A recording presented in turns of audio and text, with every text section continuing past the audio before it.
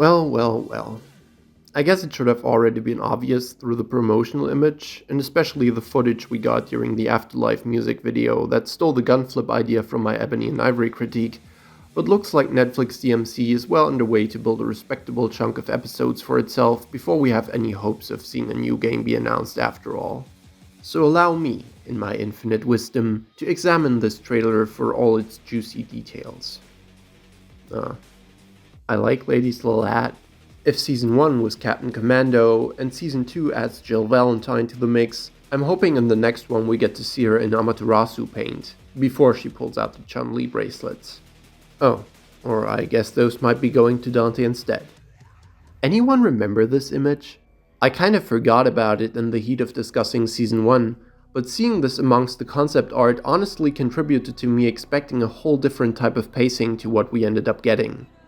You know, with everything following Dante entering his apartment being basically an unbroken sequence spanning across barely 2 days. Considering this being a direct follow-up, I imagine the pace will remain the same for the most part, perhaps excluding the obvious time skip in between seasons as America continues to wage war with hell. I don't know how controversial this is, but I actually loved Dante's design in Season 1. That said, I am glad this show is following DMC tradition, overhauling his look with a whole different hairstyle and outfit. Not the biggest fan of this skin-tight body armor undershirt thing, but the new coat with the more prominent lapels looks really nice, while maintaining the more dark crimson accents on the shoulders, which, while yes, just being kinda DMC4, I'd still consider one of the most visually distinguishing traits of the Netflix design. And yes, Ebony and Ivory are finally here. Good luck to the animators trying to keep these fucking things on model every frame. You may notice that I'm spending a lot of time talking about the visuals, but that's mostly due to the fact that there's not a lot here to discuss in regards to the narrative. What we know is that Darkcom will run into Freedom Fighter Virgil, and Little Miss Fuck Turret will break Dante out of containment, so he'll be able to reunite with / stop him. Oh yeah, we actually did get 3 sentences out of Lady this trailer without any profanities in it, so that's a first. If you've watched my review of Season 1, then you'll know that I actually supported the idea of her backstabbing Dante in the end, since her character development felt too rushed to deserve them already becoming allies. That said, cutting away from showing her again after Baines opened the portal to kill all the Machaians, and having Lady bring Dante in anyway off screen, seemed like an awfully convenient way to avoid having to show her condoning actions she should have already moved past. I stand by saying there's Arkham-like potential in having her eventually coming into her own and being the one to bring Baines down. I just hope they do it right. What I also hope for is for Dante to show some genuine animosity towards her for locking him up, instead of that being an action entirely free of consequence, since that might actually validate some of the, in my opinion, currently unjustified Mary Sue accusations. Judging by the short dialogue exchange we hear, it seems this will unfortunately not be the case. But who knows? Maybe as Lady unfreezes Dante, he breaks out and gives her a good beating before she gets the chance to tell him that she wants to help, and they initiate the Nell Goldstein suit-up montage. Which to me also feels kinda weird. I know the previous season already established Nell working for Darkcom, and this is paying off that setup.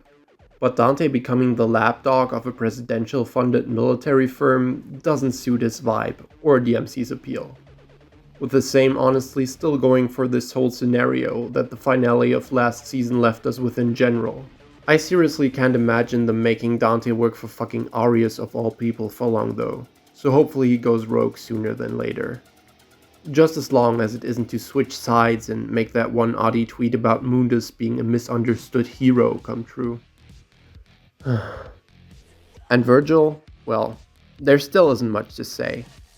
The little we got to see of him in Season 1 was awful, I still think his voice is unfitting, and a 50-second trailer doesn't really hold the capacity to change my mind on that one way or the other. We'll just have to see how the actual show handles him, and I sincerely hope first impressions were misleading. But for now, Mundus Devout Fanboy remains one spot below Jean Grey on the tier list. Thank you. Lastly, the animation we've gotten to see so far has been beautiful.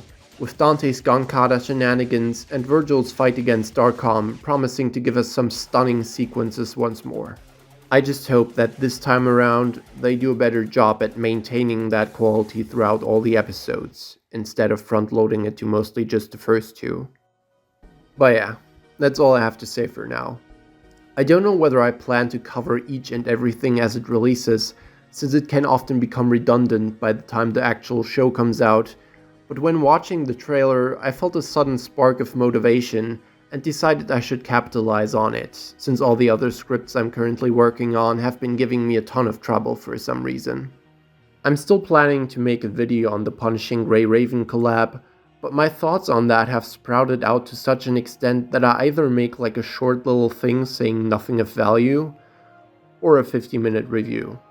The latter seems to be what's currently happening, so let's hope I get that out in time before the collab is expired. Like and subscribe so you don't miss it or whatever. Virgil having electric effects around him, and Dante saying he's learned how to make an entrance as they stand in the rain, makes me think they'll have Virgil actually entering the human world by striking down inside a lightning bolt, by the way. Like, literally making him the storm that is approaching. And I already find myself groaning at that idea.